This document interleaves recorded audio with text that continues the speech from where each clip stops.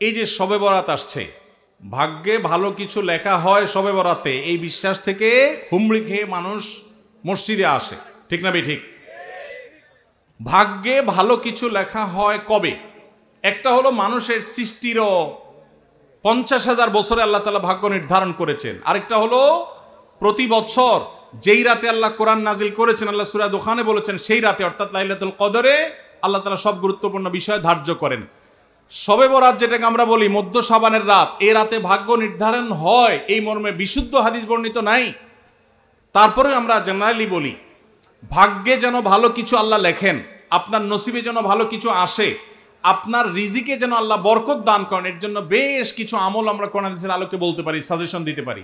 তবে তার আগে আমাদেরকে জানতে হবে যে ভাগ্য সুপ্রসন্ন হওয়া বা রিজিকে বরকত হওয়া বলতে কি বুঝায়।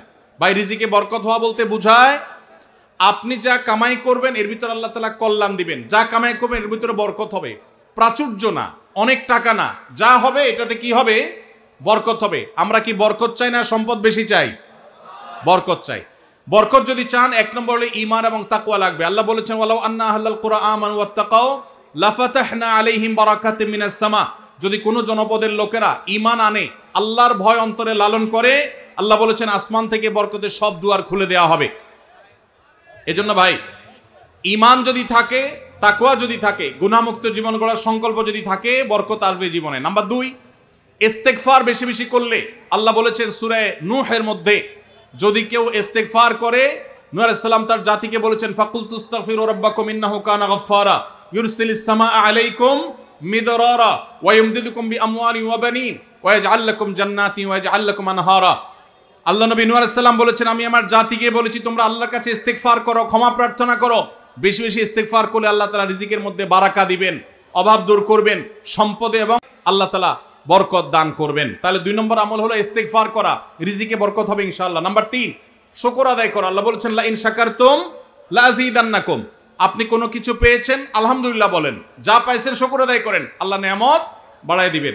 নাম্বার 4, দান সাদাকা করা। আল্লাহ তাআলা বলেছেন ইয়ামহাকুল্লাহুর রিবা ওয়া ইউরবিস সাদাকাত। আল্লাহ সুদকে ধ্বংস করবেন, তবে সাদকা এবং দান এটাকে আল্লাহ তাআলা বাড়িয়ে দিবেন। এই জন্য কেউ যদি দান করে আল্লাহ তাআলা তাকে কি দেন? বরকত দান করেন তার রিজিকে। তারপরে 5 নম্বর হলো আত্মীয়তার সম্পর্ক রক্ষা করা। নবীজি সাল্লাল্লাহু আলাইহি সাল্লাম বলেছেন মান সাররাহু আন ইউবসাতা লাহু ফি রিজকিহি আও ইউনসালাহু ফি আথারিহি ফালিয়াসিল রাহিমা। যে ব্যক্তি চায় তার আত্মীয়তার সম্পর্কে, যে ব্যক্তি চায় তার হায়াতে বরকত হোক, তার রিজিকে বরকত হোক, সে যেন আত্মীয়তার সম্পর্কের সাথে সম্পর্ক ভালো রাখে, আত্মীয়দের সাথে অর্থাৎ রক্ত সম্পর্কে আত্মীয়দের সাথে যেন সম্পর্ক কানেক্টেড রাখে, বিচ্ছিন্ন না করে, তাহলে তার রিজিক এবং হায়াতে বরকত হবে। এবং সর্বশেষ আরেকটা আমল বলতে চাই, সেটা হলো খাবারের ক্ষেত্রে একত্রিত হয়ে বসে খাবার খাওয়া। এই সুন্নত আমাদের সমাজ থেকে বিদায় হয়ে গেছে, আমরা অনেকে জানি না। আবু দাউদের একটি হাদিস বর্ণিত হয়েছে, নবীজি সাল্লাল্লাহু আলাইহি সাল্লামের কাছে এক ব্যক্তি বললেন হে আল্লাহর রাসূল, আমরা খাই কিন্তু অনেক খাওয়ার পরেও পরিতৃপ্ত হই না, পেট ভরে না, খাবারের চাহিদা পরিপূর্ণ মিটে না, কারণটা কি? নবীজি সাল্লাল্লাহু আলাইহি সাল্লাম বলেছেন তোমরা সম্ভবত আলাদা আলাদা প্লেটে খাও, আলাদা আলাদা সিঙ্গেল খাও। তখন নবীজি সাল্লাল্লাহু আলাইহি সাল্লাম বলেছেন তোমরা সবাই একসাথে খানা খাবে, আল্লাহ তাআলা তোমাদের খাবারে বরকত দান করবেন। একসাথে খানা খাবে এবং বিসমিল্লাহ বলে খাবে, এই 2টা কাজ করলে আল্লাহ তাআলা তোমাদের খাবারে বরকত দান করবেন। এজন্য ভাইরা, বাসা বাড়িতে এক প্লেটে স্বামী স্ত্রী 2জন আছেন, এক প্লেটে খাবেন। বাচ্চাদেরকে নিয়ে বড় প্লেট নিয়ে খানা খাবেন, এটা সুন্নত। নবীজি সাল্লাল্লাহু আলাইহি সাল্লাম উৎসাহ দিয়েছেন, কিন্তু আমাদের সমাজ থেকে এটা এখন হারিয়ে গেছে, নাই বললে চলে। আমরা সবাই যার যার মতো খানা খাই। এজন্য এই কাজটাও আমাদের আমলে, আমাদের রিজিকে, আমাদের হায়াতে বরকত এনে দিবে ইনশাআল্লাহ। সুদে টাকা লাগায় এমন ব্যক্তি সমাজে বিচার করে, তার বিধান কি?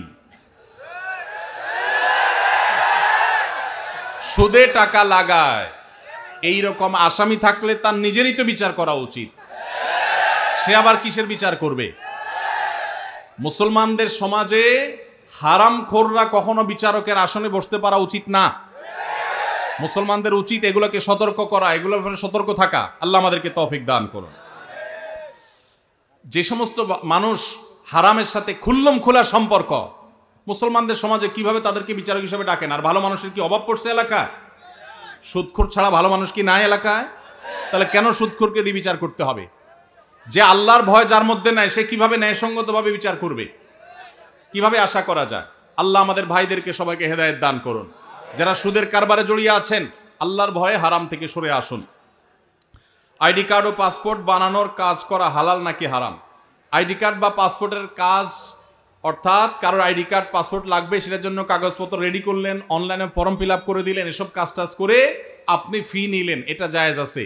কিন্তু আপনি আইডি কার্ড এবং পাসপোর্ট অবৈধ উপায়ে যেটা পাওয়ার কথা না সেটা পাওয়াই দিবেন, যেটা 10 দিনে পাওয়ার কথা সেটা 5 দিনে পাওয়াই দিবেন, এই রকম করে যদি আপনি অফিসারদের সাথে তলে তলে লিঙ্ক করে ঘুষের লাইন করে আর ক্লায়েন্টের কাছ থেকে টাকা নেন, তাহলে সেই উপার্জন আপনার হারাম।